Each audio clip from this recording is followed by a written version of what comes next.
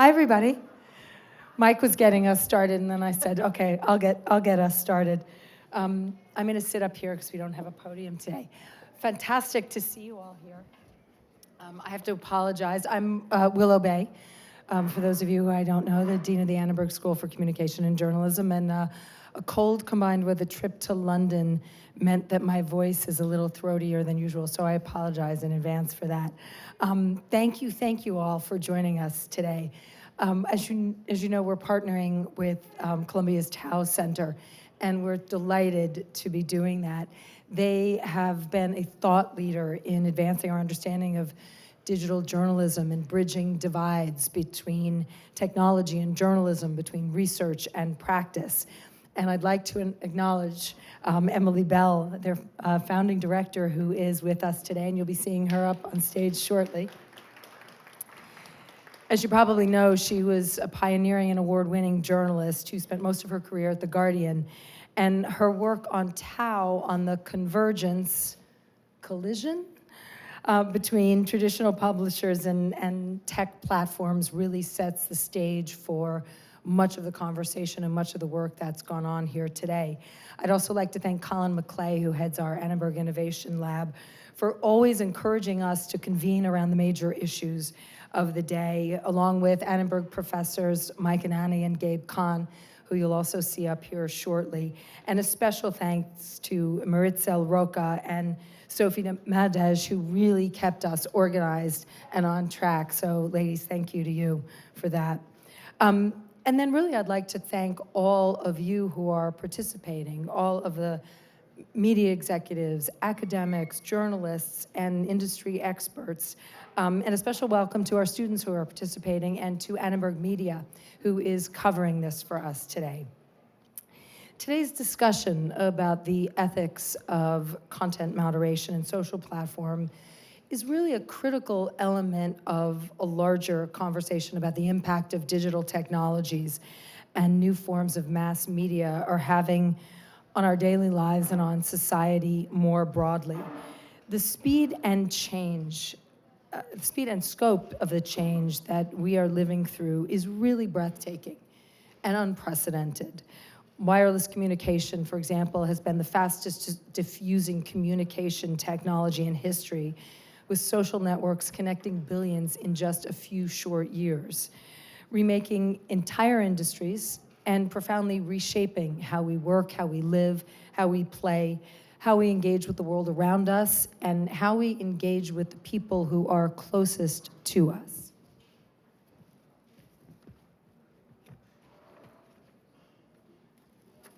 The downside of the chair, not the podium. In a few short years, this exciting industry has grown from a novelty to an instrument of overwhelming impact on the American people. That's a quote from 1961 from Newton Minow, then FCC chair, in a speech that became famous, a speech to television executives, which has become known as the Vast Wasteland speech. It's really interesting because he might as well have been talking about today's social media platforms. Minow went on to tell the television executives there, "Your industry possesses the most powerful voice in America. It has an inescapable duty to make that voice ring with intelligence and with leadership. That duty has long faced the media, and it's the same duty now facing companies like Facebook, Google, and Twitter." So our focus today on the role of publishers and platforms and the health of our public information systems could not be more important. It's also remarkably timely. Just consider the news of the past week alone. Indictments by the US Department of Justice exposing just how critical Facebook and other platforms have been to the spread of discord and disinformation during the 2016 election and beyond. We've seen a steady drumbeat of news about the proliferation of fraudulent accounts, millions of bots spreading misinformation on Twitter, including spreading fake images after the Parkland shooting in Florida. It's clear that Russian propagandists weaponized our social networks and used them to attack our democracy. The more we learn, the more staggering it is. The indictments mention Facebook and Instagram 41 times, far more than any other platform or service. Facebook estimates that as many as 150 million people saw content generated by the Russian conspiracy, and hundreds of thousands of Americans joined Russian-controlled Facebook groups. They're using fake Facebook accounts to extend into the real world, organizing rallies and protests across the country. That's far from the only challenge. That's just last week's news.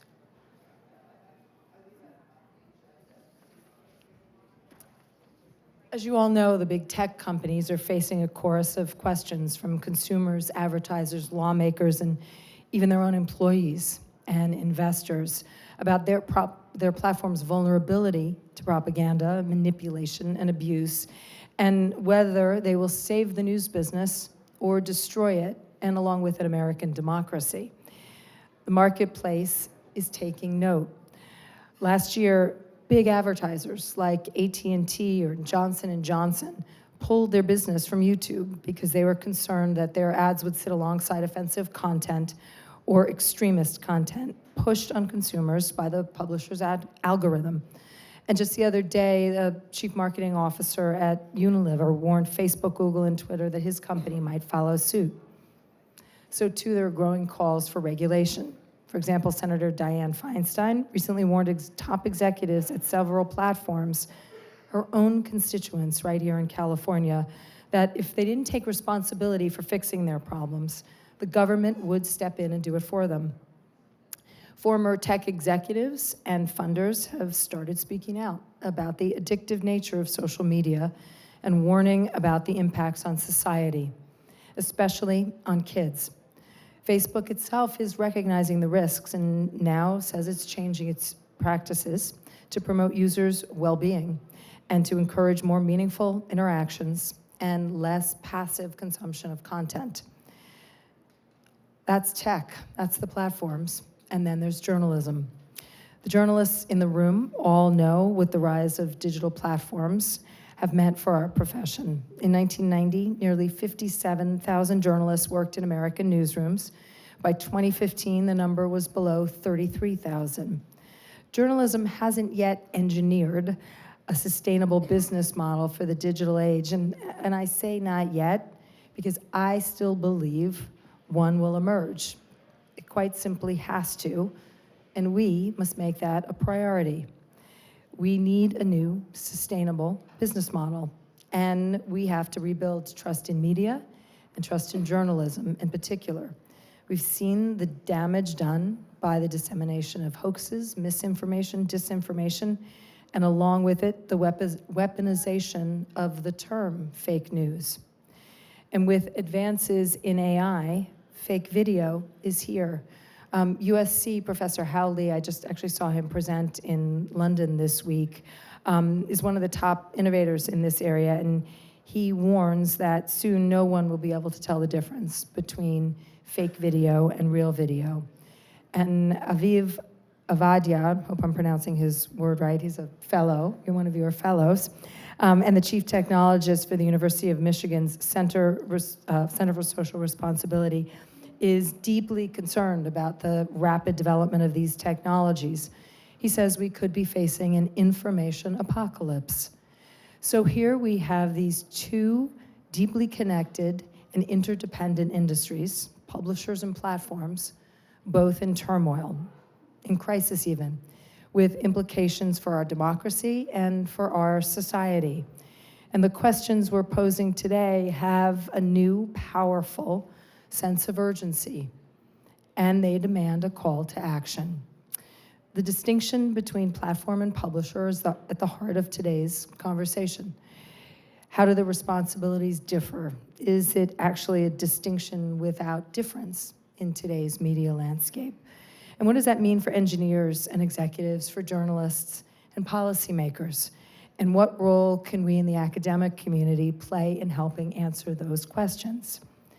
As you know, the Facebooks of the world have insistently declared themselves to be platforms, not publishers, and have dismissed the ethical and legal responsibilities that come with being in the news business as not relevant to their business. But now they are beginning to grapple with those responsibilities, the responsibilities that come with being a leading source of news for many Americans. responsibilities that the media wrestles with every day. So we all need to be working together, technologists, journalists, publishers, platforms, scholars, teachers, and students.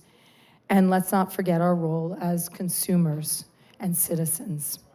This is the moment to be having conversations like this one, to be gathering as we are today to examine the responsibilities of platforms and publishers and the foundations for a new system of media ethics that considers the role of technology and its real-world implications.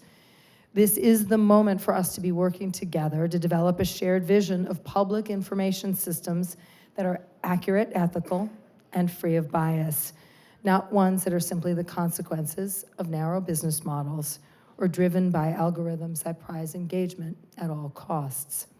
So this is a priority for the Annenberg School, and I know it's a priority for many of you as well. So it's why I'm so excited to have you all here today, grateful for your presence and for your participation. And I look forward to listening to today's presentations, to learning, and to keeping this conversation moving forward. So thank you all, and with that, let me introduce the moderator of our next panel, Professor Gabe Kahn. Gabe, thank you.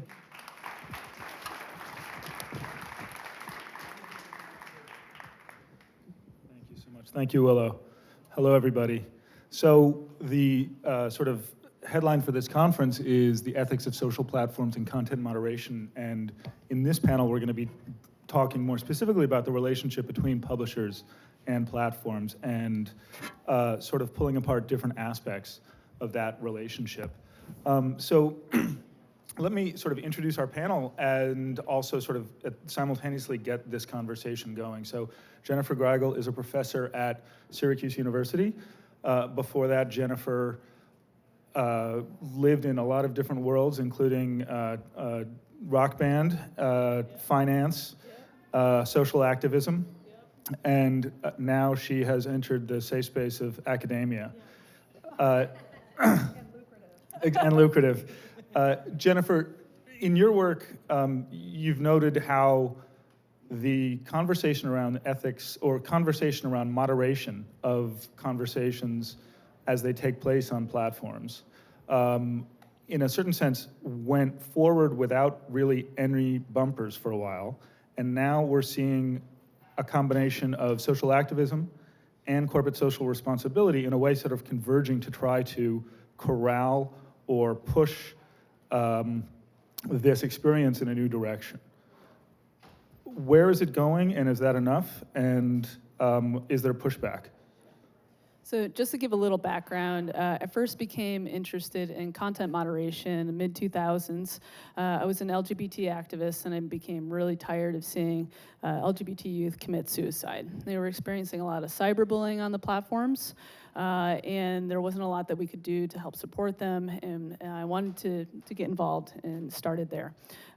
From there, I started seeing an increased use of social media by police departments in my local community. And I became active in kind of following along and seeing what was happening there. And I started noticing things that seemed to be not best practices, where also people were starting to be harmed. They were being publicly shamed by having their mugshot shared on places like Facebook and having the public comment. From there, I started seeing a rise in what I have been calling and heard a few others refer to as state-run social media.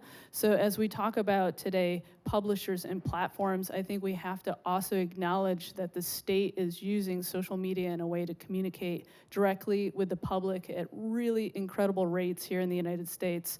The president alone has 45 million followers on his... Barack Obama has 100 million, by the way, I checked. Right, but he's not president anymore, right? And this President administration, this administration commands, potentially thousands of federal, handles, Facebook pages, Twitter, et cetera.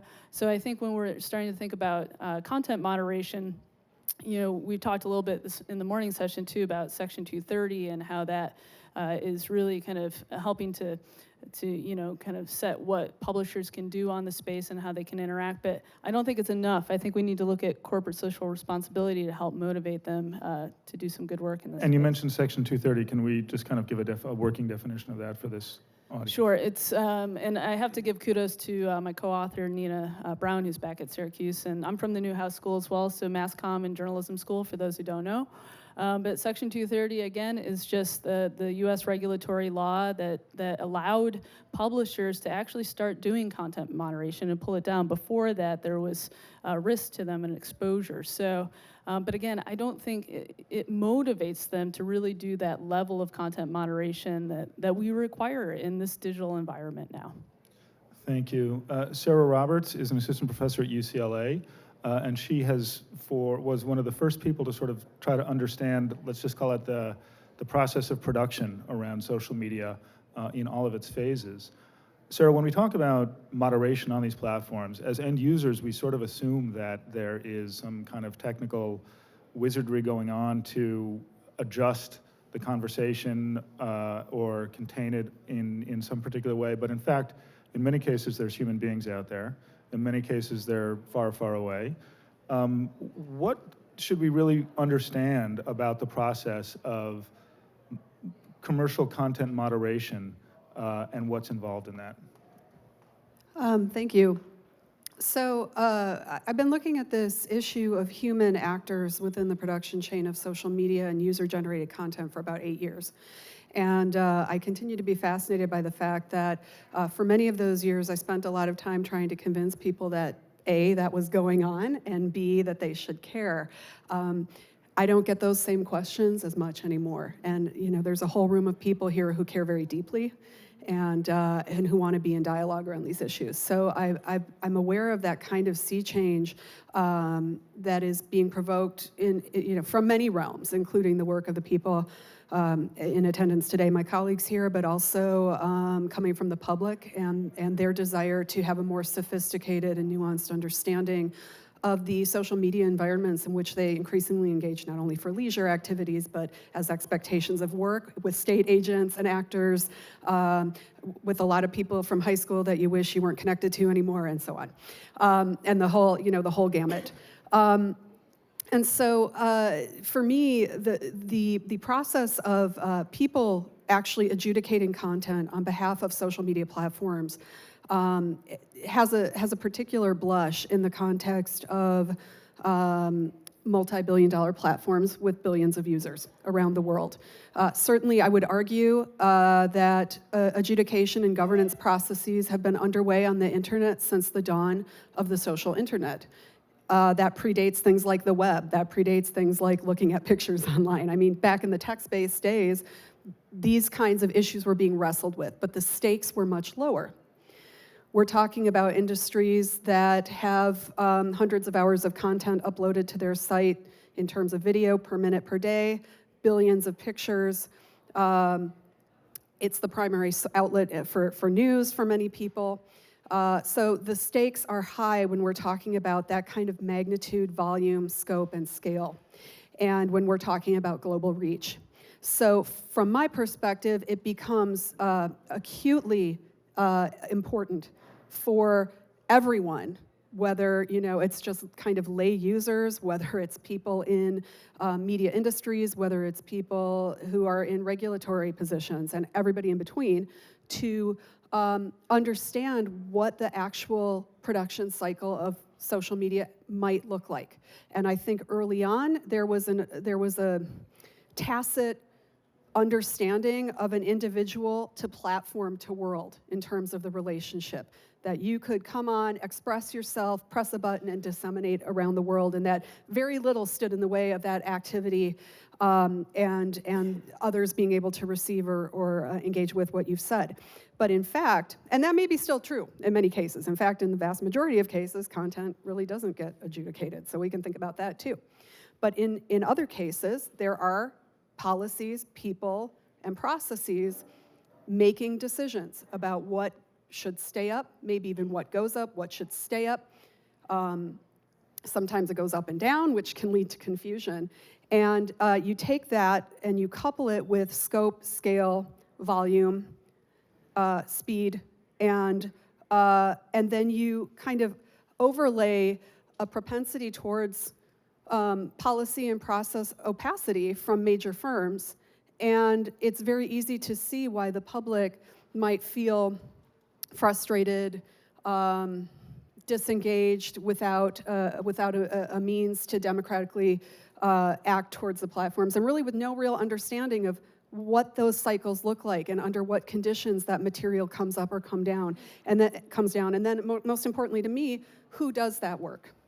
And what my research has uncovered over the years is that there's a host of people doing that work at many different locations, geographic and cultural kinds of contexts around the world, at many different echelons, so some working on site at headquarters of firms in California or Dublin or other places, others working in call center-like environments in the Philippines, as some of you saw over lunch, people working on Amazon Mechanical Turk, as Dr. Irani knows, and a lot of things in between. So the actual landscape for the work itself is complex, difficult, the job is difficult, it's low pay and low status typically, and yet it is a key function from the platform perspective of brand protection and basically curation of platforms that is largely unknown. So, Sarah, I mean, we have these platforms that have a global scale and a global reach, and yet we often want to interpret rules of moderation in a particular cultural context. Jennifer mentioned Section 230, which is just part of a US code, which does not apply anywhere else in the world. Are we asking these platforms to do too much in a way in terms of moderating this, or has their reach exceeded their grasp in this sense? Well, I guess that depends on where you sit, right? I mean, I think if I were in the office of general counsel at one of these firms, I might feel unduly burdened. If I were a person in a conflict zone in another part of the world feeling under duress and feeling like that channel is a primary outlet for me to disseminate my reality in such a place, then maybe it's not too much to ask for transparency around rule changes and so on, around what content can stay and go. So, I mean, that's a matter of perspective. If you ask European Union regulators, they're going to tell you something else too.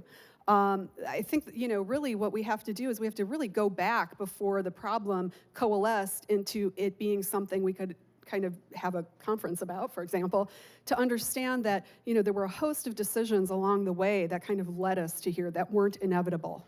So maybe we have to be more creative about where we locate the sites of the problems, to go back even further and think about, again, as you and I have talked about, business models and the ways in which those might enable or facilitate some of the problems that we've arrived at that could have been dealt with differently. And we can talk more about that later too. So you mentioned it sort of depends on where you sit. So in that spirit, I'd like to go to the end of the line here and ask Abhi Chaudhry, who works at Alphabet, specifically, I guess you are shared between the Jigsaw unit of Alphabet and Google, and you work on a product called Conversation AI, which I'd like, if you can sort of explain that to us. But also, as we're talking about dealing with these issues of scale and cross-cultural issues that arise from scale, what do you see as sort of the role of sort of computers or computer-human interaction in a way that can aid humans to do more than we're currently capable of doing in terms of moderating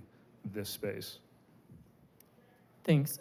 So Conversation AI is a research project at Google, or Alphabet. So it's a collaboration between Google and Jigsaw. And what we're trying to do is we're trying to improve the quality of conversations online, right? So the current state of discussions online is that it pushes people away. It tends to be very polarizing. There's a lot of hate speech or what we call toxic content out there. And we want conversation to be more inclusive. And the way we go about doing that is we work with communities to understand that specific community's needs and work with them to improve the quality, the diversity of opinion, as well as the empathy in conversations inside those communities. And so in terms of one of the constraints that we're seeing is that in order to kind of get the nuanced moderation which many of us would expect at a global platform, it requires a tremendous amount of human interaction that doesn't scale as well as the technology scales. And that's often where this point of tension is. Is there a way to sort of bridge that or push that along, aid that with the kind of product that you're working on? Yeah, so I would say that it's not really a tension. The technology exists to aid the human reviewers that are already there, right? So it's not machine learning is not magic. Like we're not going to be able to find a needle in a haystack just like out of the blue. Especially when you talk about controversial content or hate speech or things like that, these are subjective and very difficult to determine. Even for human beings, right? But what we can do is we can make the problem easier to manage. So instead of reviewing 1 million comments to find like the 2 or 3 problematic comments, you can actually review maybe 30 or 40, or even if it's 100, we've reduced the problem by an order of magnitude, right? Instead of reviewing 1 million comments, you have to have so many reviewers. That's very expensive for any publisher, right? Let alone small publishers. So it allows people to actually manage the conversations in a much more scalable way inside their own communities. So let me move around the order here again. And Ashkan Sultani has worked, like as some other people on this panel, in the worlds of journalism and technology, back and forth, having worked at the New York Times, the Wall Street Journal, but also as the chief technologist at the FTC, excuse me, and in the White House's Office of Science and Technology. One of the concerns that you raise is, as we have these sort of increasing pressures, as Jennifer noted, from social responsibility, corporate social responsibility, and social activism, and as we have a greater kind of awareness and greater level of discomfort with a completely sort of unmediated conversation, we're seeing some solutions as requiring greater verification of the user, which in a certain sense could work almost like a voter ID law in restricting access. Is that a major concern that we should have, and is there a way to dodge that? Yeah, so absolutely. I think speaking to the question of how do you solve content issues at scale, prior to my work as a journalist and as a policy guy, I was doing perimeter protection, so anti-spam, anti-DDoS for large corporate, like Fortune 500, Global 1000 companies. And early days, if you guys remember spam in the 90s, early days of spam, people were very sensitive to block any content. You'd get a spam message, but you get maybe a notification, a box around it that says, hey, we think this message might be problematic. Over time, in order to scale, one, the decision was made that the technology is getting better, but to scale, rather than looking at the content of the message, spam and DDoS and most of the internet filtering that happens is based on sender reputation, so reputation of the service that sends the email or the user itself. I suspect with so much pressure on content platforms to scale and be able to do moderation on such a global scale, we're going to find that more and more we move to some sort of strong user verification or user authentication. And we're kind of seeing that right now. When you sign up for Facebook, you often need to have a phone number, a text message you can receive to prove your identity, and that's tied to typically a mobile network. We're seeing the postcards being sent to people to verify their address if they want to participate and buy ads on the network. And I think the challenge there is that it works directly against some other values, some other incentives we have to allow for anonymous speech online, right? So there's kind of often a need to have dissent or anonymous speech online. And one of the challenges in terms of ethics here is the conflict of interest, in the sense that the more we press on platforms to solve this problem of fake news or harassment or mediation of social platforms, they can play this card, which is that, okay, we're going to get to know our users better. We're going to require strong identification, which is directly in line with the other business incentive of marketing platforms to know the customer better. So historically, if you look at online tracking and advertising, early days of online tracking were anonymous cookies. You had pseudo-identifiers, which were numbers that represented you, but they weren't your name, your address, your date of birth. More and more, we're seeing advertising also move to advertising to you as an individual. And so when asking platforms that are essentially marketing companies to fix this problem, we might be asking them to help themselves to require users strongly identify themselves, which benefits their bottom line, but also in terms of dictators and other regimes that we might not agree with, helps despots also censor. And one other thing, you didn't ask the question of it's of me, but I'm just going to answer anyway. You said, are platforms, are we asking too much of platforms to solve this problem? And I say absolutely no, right? And to kind of drive that analogy home, I'm just going to talk about this forum. Let's take it offline. Let's just talk about this forum here. So USC and Tao has asked a bunch of us to come together in this platform to have a conversation. Sometimes it's one to many. Sometimes it's between yourselves. Sometimes maybe they show things up here that serve as advertising, and they're benefiting from it, right? And so we often will look to each other to moderate that we all behave well. But if someone breaks in here and starts yelling at people and causing a ruckus, it's up to them to probably get this person out or allow for us to speak freely.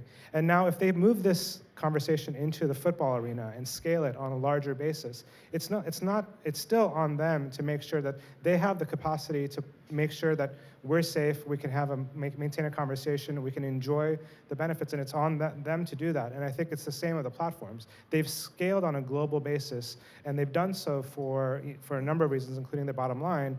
I think they need to account for the cost of moderating or figuring out how to invest and police these arenas so that they're safe and people can maintain thoughtful discussions on these platforms. So with great power comes great responsibility.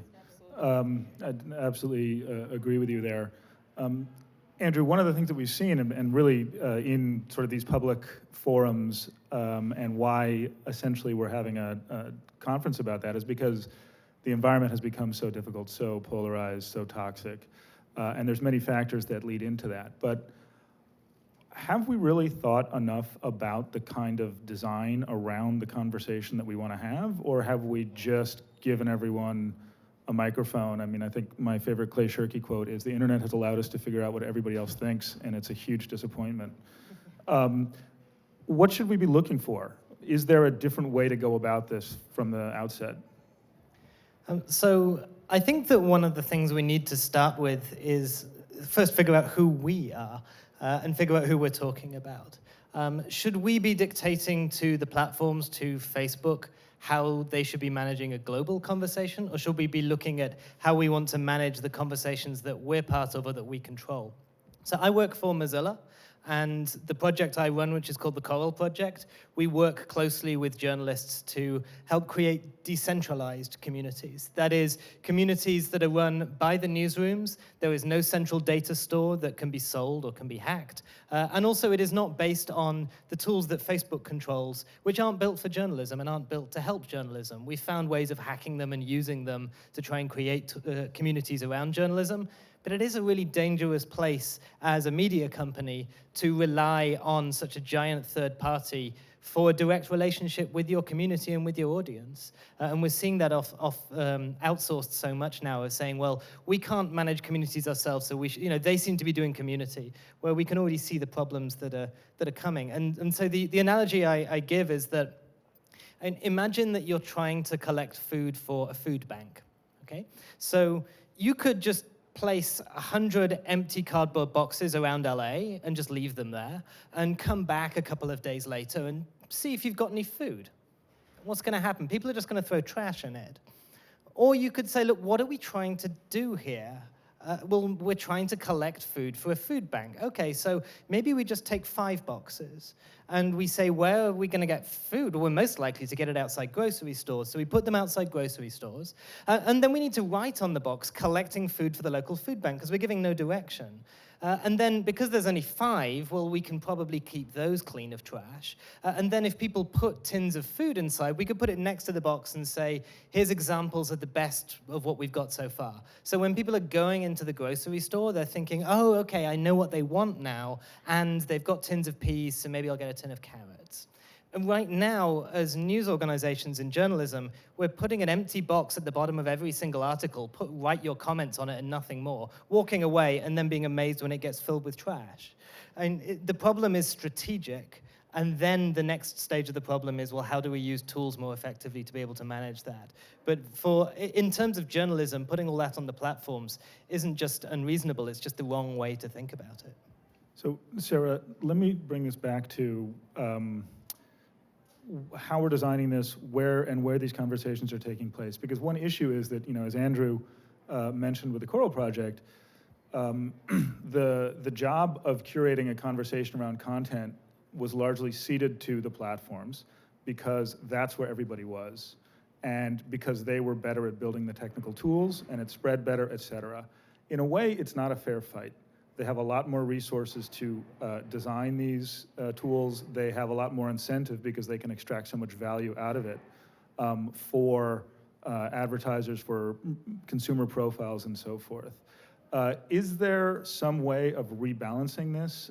Because in a way, there is, if we want to think about digital advertising dollars, two companies control 70, 72%, depending on whose estimate you look at, of all digital ad spend in the US. How do we claw back some of that role for publishers, for others, when the resources are sort of stacked in the other direction? Well, if I can solve that, we can all go There we home. go. And I will be hired by one of the firms before the end of the day. I think, there's another element that I just want to actually throw into the mix in terms of how we got here that I feel is pertinent to bring up, and it's sort of the ideological underpinnings of the major platforms and the ways in which those kinds of perspectives and framings have done a lot to put some of these practices that seem to be necessary at odds with the ways in which the public and others have been led to kind of socially placed platforms in terms of their role. And what I mean by that is when a platform implicitly or explicitly positions itself as a democratizing force, as a mechanism for the public to express itself, as the primary way in some cases, in one of the few ways for people to feel that they can have that kind of engagement, on the one hand, and that those things ought to happen in a way for which we have had no previous model, which I think is a lot of kind of the early cyberspace techno-libertarian language. Even going back to John Perry Barlow, recently passed away, and kind of, declaration of cyberspace and all of these things. When you have that framing to which the firms and many of their founders deeply adhere, on the one hand, this need to be, to allow the most freedom of circulation of all information as possible on the one hand, and you have regulatory and ethical and moral and other constraints and business constraints, brand protection constraints on the other hand, that led to a quandary early on. A quandary that led to what I think platforms would tell you are very necessary interventions that do go on the platform, but that were obfuscated and hidden. So when we get to today, now we have a paradox where people feel like they want to go on the platform and do these activities unfettered and without intervention, not understanding that not only is that not possible, it's probably never been the case. And so, the ways in which these platforms have been positioned as, in a context, at least in the American case, and against a backdrop of a total shrinking of the public sphere, as we heard in the opening remarks, a halving essentially of journalism and other kinds of information sources. We actually have a problem of like where the platform sits socially that I think leads us to the quandary. And it could have been a different way if some of those things could have been understood and foregrounded and not be afterthoughts in the first place. So a lot of what we're dealing with is moderation as crisis point, moderation as brand protection, moderation as meeting regulatory standards that are constantly, pushing boundaries and being, especially in other parts of the world, not so much United States, but elsewhere.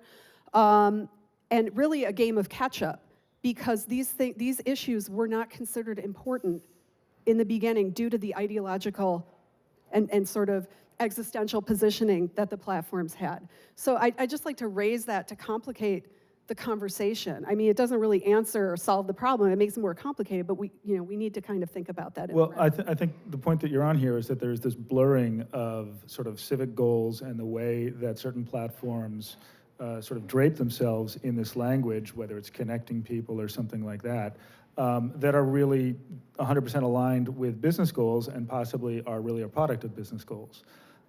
If that's how we look at it, and let me ask Ashkan, because you've worked in government in a regulatory agency, these companies sort of pride themselves as being beyond the sort of grip of regulation in many cases, or say that they are moving too quickly for regulators to catch up. And while there's some truth for that, is there a role for regulation or for some other type of relationship with government regulation than we have seen so far? Yeah, absolutely. I think there's a regulatory influence, but the question of jurisdiction will matter, the question of scope. And I do agree that it comes to ideology, but the ideology isn't just the ideology of open and free access but it's also, I think, similar to the environmental debate, which is the ideology that we have this resource that's infinitely generatable. It's free. We can quickly monetize it and build these huge companies around it, and the externalities of the impact of these resources are external to the business model, and we don't have to internalize them. And we have this in the environment, and all of a sudden the firms might be realizing, wow, there is actually a cost to doing this, to mining this resource, a cost to privacy, a cost to open debate, a cost to democracy, and that we need to somehow internalize those costs, or often have regulators tell them to internalize their costs. I think the challenge with regulation, though, at least in this jurisdiction, is that one, there's a lot of norms around speech and companies and media platforms. It's not clear. So, are these news outlets? Is this news, speech, advertising, or entertainment? Tell me. I mean, yes. Right. And so we have different silos for and different ways we treat those things, and the speed at which they're expanding and changing is so rapid that I think it's hard to get a regulatory handhold on. Europe might be a better environment for this, or we might see some sort of catastrophic backlash, like an Exxon Valdez that people talk about around social media, which we're kind of seeing that will cause a regulatory response. Not to put you on the spot or force you to speak for every employee at Google Alphabet, but can you talk a little bit about how internally these issues of responsibility, social responsibility, and business goals are discussed? Can you give us sort of some flavor of, from where you sit, how that works?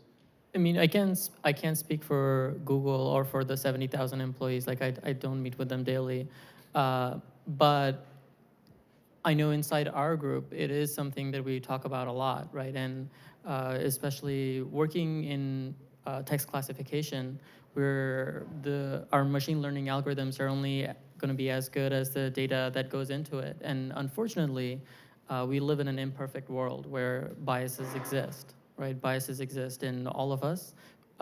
Some of us acknowledge the biases. Some of them are more explicit. Some of them are more obvious. But biases exist. And machine learning is still in its infancy, especially when it comes to moderation, right? That's why it's so important to pair the machine learning tools with the moderators themselves, right? And sometimes the algorithms make mistakes, and we try to understand why does it make this kind of mistake, and we try to solve it, and we try to improve. But it also makes us question the beliefs that we hold individually, right? At Google, like I said, we have 70,000 employees, and people have different beliefs, have different backgrounds, and that's something I personally value a lot, that we work in a place where we're encouraged to be ourselves and kind of bring our beliefs and our different backgrounds to work. And that definitely helps enrich the conversations around, like, what is the right thing to do, what is the right algorithm. It's deeply influenced by that. So we've talked about sort of what potential role government or regulation could play in this, and also a little bit sort of the internal responsibility from the corporation. Jennifer, as someone who has been an activist, considers herself an engaged scholar in this, are we missing something about the role of the public here and we have sort of been eating this stuff, we think of it for free, and therefore often we feel that we don't necessarily have a stake in what is given to us for free. But if you're not paying for it, you're not the customer, you're the product. Right. Well, I guess, a lot of people are talking about media literacy right now, and I think a lot is being pushed Yeah, I out. teach media literacy, watch I it. know you do. I do too. We all are teaching it more and more now. But and as Sarah was saying too, like these products really just developed really quickly. They came to market very quickly, and so there's only so much training you can do to kind of help out with that. I looked at Section 230. The motivations for them to really act aren't there. Partially it's because of business models. Businesses don't want to go and spend a whole bunch of money to do more content moderation unless they have something kind of pushing them there. And so from there, I just started saying, again, what the real role I think that the public could be doing here is helping to focus the attention for these companies on some of the issues in their experience. So we saw that, for example, in the last couple of months around Twitter verification, for example, about how people in the alt-right, white supremacist world were being verified, and what did that mean? But with verification also comes algorithmic prioritization, right? And so it's super, super important to get this type of stuff right. So I think the role of the public is to help in that feedback, getting on social, calling your regulators. But I don't think we're going to see regulation anytime soon. We just saw with the indictments and the purchase of advertising around the election, some major things come to our awareness, right? And I haven't heard of any of this, but yeah, well, I know, right? But I don't know if we're going to actually be able to push forward in the regulatory space around honest ads and things like that. Why? Because these big social media companies are located here in the United States, right? And I think that they are, our regulators may not have enough push to actually put stuff in place. We don't want them to go relocate their corporate headquarters other places. So I think what we can do is focus a bit more on social activism, corporate social responsibility, and trying to get that kind of narrowed in. did you want to say something, Sarah? Please go ahead. Yeah, I mean, in the spirit of the conference that is bringing together so many journalists with other actors, I mean, I would just point out that in the past year and a half and before, but certainly in this sort of concentrated period of time, it has been it has been journalism that has pushed, that has taken up that mantle of public interest. And sort of, The Guardian, notably Wall Street Journal, ProPublica, other outlets have been on that beat, kind of asking those questions, doing investigative reporting, and so perhaps the political will isn't there right now. And I mean, by perhaps I mean it's not, right? Okay. It's going to come from overseas. But there are other levers, right? There are other levers, and certainly firms have shown to be quite sensitive to the concern of losing user base or angering advertisers or creating those kinds of frictions because of their practices or because of lack thereof. And so journalism and news media have been quite effective in pushing on that a bit, whether or not the firms sort of always acknowledge that, but I can tell you for years, I had to sneak around and do the work that I do. I couldn't get anybody to give me figures or numbers of how many content moderators were employed. I knew that it was many, many thousands, but no one would confirm that. And in the past year and a half, Google, Facebook, and others have come on record by saying we have this many and we're doubling it, or we intend to have 10,000 in the next year, which not only is down to the kinds of questions that have been put to them that they can no longer kind of eschew, but also I would say in the context of considering machine learning and AI tells us we're nowhere near the point at which those mechanisms can overtake the need for the human actors to intervene anyway. Yeah, we need way more humans too.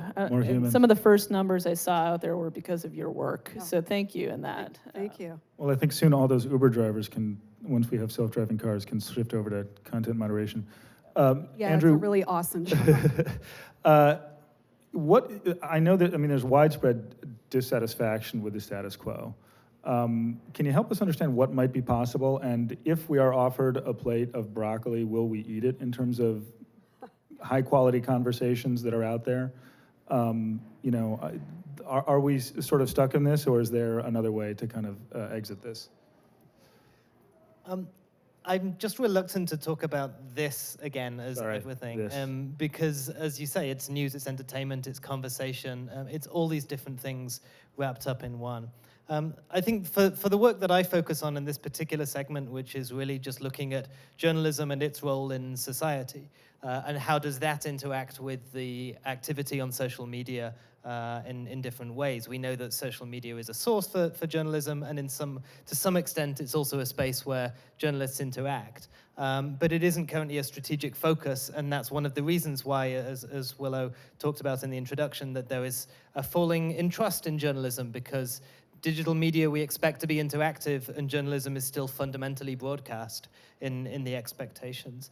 I think that there are interesting paths forward, and there are groups such as Spaceship Media, which is a very small group but does really interesting work, and they focus on Facebook groups primarily. So the way that they work is that they gather together people in a closed Facebook group. They check who the community is. They gathered, for example, 50 women from Alabama and 50 women from California, and brought them together in a Facebook group straight after the election to talk about politics and the election. And the way that they framed it was to say, we are your journalists. We're not random journalists coming and reporting on you as what you're doing on social platforms, and then we'll go and write about it. You commission us, and we will go and find the facts for you to discuss. So when they got into conversations and got into debates about, well, Hillary said this, or well, Trump said that, and so on, they were able to go, okay, journalist, hey, come in here. We know we trust you. Go and find out, is that true? To what extent did that happen? What does that number mean? And they went out and came straight back a day or so later and said, okay, I've done the research for you, here you are. So in other words, it was a reframing of the relationship of the journalist to be a member of the community, the professional fact checker, the professional verifier, the professional investigator within the conversation, rather than up on the hill looking down and saying, you people down here, here's what we've determined is the right thing for you. So I think that when we're looking at community and its value with society and these kinds of engagements, it doesn't just have to be people having at each other and then reporting on the fight. It can actually be much more collaborative, which involves a lot of different good faith actors and creation of spaces and moderation and other things, but that there is a real potential for this as well. And so I think that kind of work really sort of sets the path. So I do want to open it up for questions in the time that we have remaining, but I also just want to make a comment. Andrew, one of the things that we talked about this morning in a previous session was how there needs to be a cultural evolution probably within the newsroom to understand different lines of work, different responsibilities that didn't exist before because of the way in which media is traded and shared and so forth.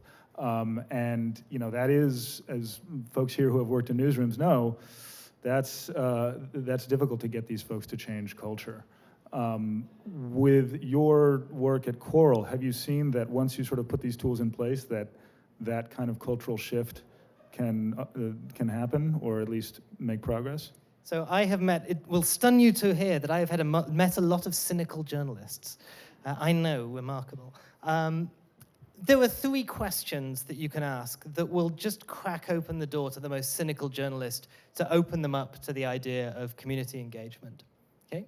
The first question is, where do you get your ideas and your sources? And the answer is often, in my networks, or, if I'm reporting about a particular place, I'll go to the parking lot and hang out, or, I call up someone, or I do a Google search or something else. Okay, so first question, where do you get your ideas and your sources?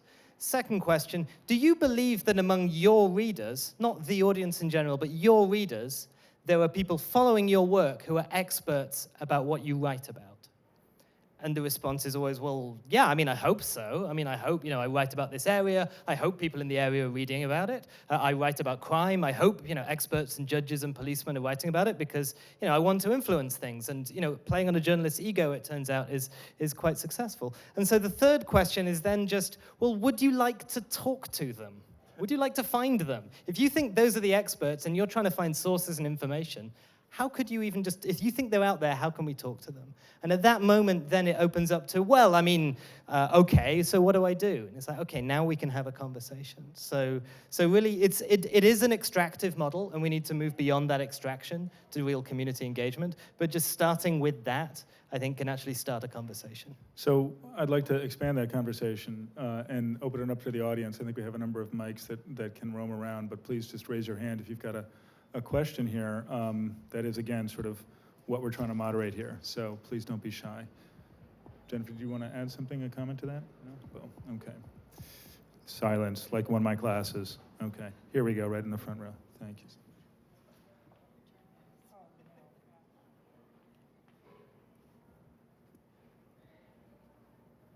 Thank you.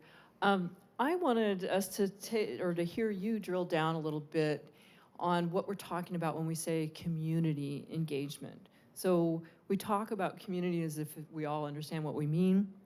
And then Abby talked about we work with communities to understand their needs, and so that might be a place to start. So when you talk about communities, who do you mean, and how might their needs differ? And then I'd like to hear others comment on what that question of community and how it might affect how we think about content moderation. Thanks. Thanks for asking that question. I'm 100% confident Andrew is going to respond after me in a much more articulate way. Don't let the accent fool you. So when I say community, I mean the specific group that we're working with in that time. So when we work with New York Times or when we work with Wikipedia, we actually work with the content moderators to understand what kind of their philosophy is, how they think about moderation, how they make decisions, and then we try to build a solution that's tailored for them, right? So there will be different editorial standards at New York Times versus, let's say, Huffington Post, right? Because the editorial team is different, philosophies are different. So it's really important to understand what the publisher community is trying to achieve and then work from there. Can I just follow up for a second? So for you, community is publisher, right? Yes. Yeah. So for you, community is publisher or company, and I suspect others may have different definitions of how you think about it. It's the publisher and the audience that they are for. Yes. Thanks. So there's a good definition I take this from a paper called Brand Community that I think is from 2003. I can't remember the authors, but it defines community as in the literature as, first of all, that it is a group of people who have a connection that they acknowledge, so they see themselves as a community. Secondly, they have shared rituals. That could be they always gather in the same place, they use certain language, they do certain things. And thirdly, that they come together when the community is under attack. So they will connect with each other when some outside force or within the community a force seems to be threatening itself. And so with that in mind, every organization has many communities within it, without it. Every news organization has many communities. Sometimes there are several communities interacting in the same comment section or the same Facebook page. And you can be a member simultaneously of dozens and hundreds of different communities. So really it's just any place where you have a sense of connection where they also acknowledge that connection. Jeffrey? I tried not to talk too much since I talked to you folks this morning, but I would love to know how each of you guys think of the size and scoping of the problem. There are many problems that face our society now. Disinformation, misinformation, and content moderation of those areas is definitely big. But are there ways that you can quantify that? And how do you compare that to other types of things, or is it uncomparable? Could you just quickly tell everyone who you are? Because I think that also is relevant to the question. Oh, that's true, yeah. So I'm a product manager at Google, working to lead YouTube news and combat misinformation. So obviously very invested in the answer. Thanks, Jeff. Don't look at me. Sure. Ashkan. So going from the top, I would probably start with the nature of information integrity, and that can span to news, communication, journals, academia, and society's trust of one another's information as a whole. And I think we can cascade that down to information shared on social media and social platforms, which I think this conversation is about. And I think that could even further be subdivided by, say, information that's shared by real people, that's, say, real reputable news sources, but of a particular slant or opinion. So that could be a hit piece on a New York Times or an opinion piece on the New York Times. That could be information shared by real people on social media that is on fake news sites. Those are sites you stand up that don't have a lot of history, that get set up to promulgate some particular view. And then there's information shared by fake accounts or hijacked accounts that are of either of those two varieties. And so that's how I would break it down. And I think you would know better as to the distribution of those problems, but I think the categories of things are those. I'd be interested in what you think about that, but we can talk about that later, probably not on a hot mic, maybe.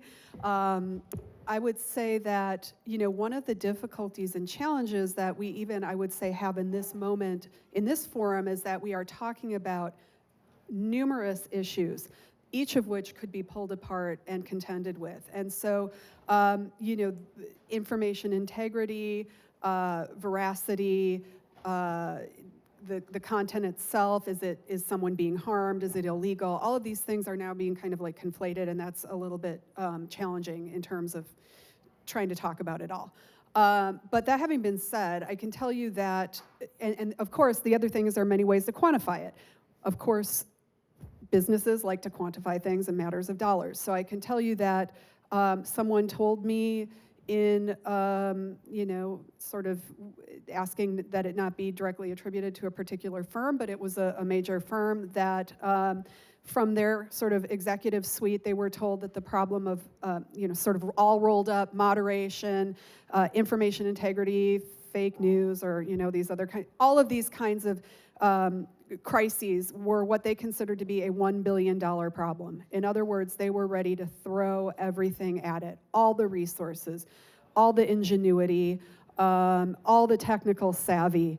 It wasn't clear to me to what end those engaging from social dimensions might be called in, but certainly those other kinds of resources were going to be engaged. That came to me, that was secondhand, but I have no reason to doubt that that person was sincere. So the financial stakes from the firms with whom I'm in dialogue are quite high, and they're aware. In other words, I no longer have to make the case to anyone that this be prioritized. I would say another dimension for kind of thinking about where the problems lie, for me, is in worker well-being, which we talked a little bit about. We are asking legions now of people worldwide, many of whom actually work at distance from the platforms and the firms. So they're contracted, subcontracted, and so on, in a variety of conditions, not all of which are good conditions. Many of them are limited term in their employment. They come in and they're cycled out fairly quickly. The question remains, what will be the lasting effects, if any, of doing work that exposes people to some of the very worst kinds of human self-expression that's out there? So if you think about the things that are disallowed on a platform, those are the things that people look at again and again and again when they do content moderation. And I would say, what are we doing by generating this pool of workers and kind of sending them back out into the world without aftercare, without support, and maybe even without adequate support while they're doing the job? So that's like another dimension of cost that I would throw out there, and it's a social cost and a human cost.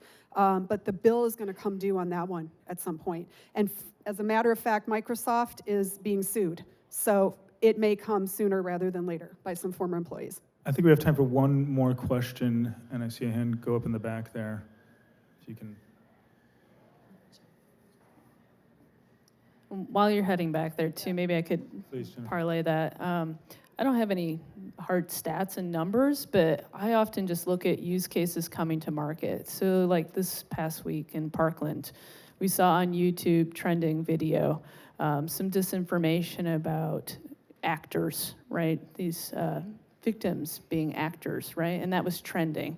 And that was right on the homepage of YouTube. So for me, I'm like, that's a little bit of a test. You know, if that can come in a highly visible space and not be moderated, then clearly there is not enough attention, resources, and real people looking at this. And I think it's time for these platforms to really start to stake a claim in this space and start to really, you know, take on more accountability for this, you know, call it what you want, but it's an editorial role. It's moderation.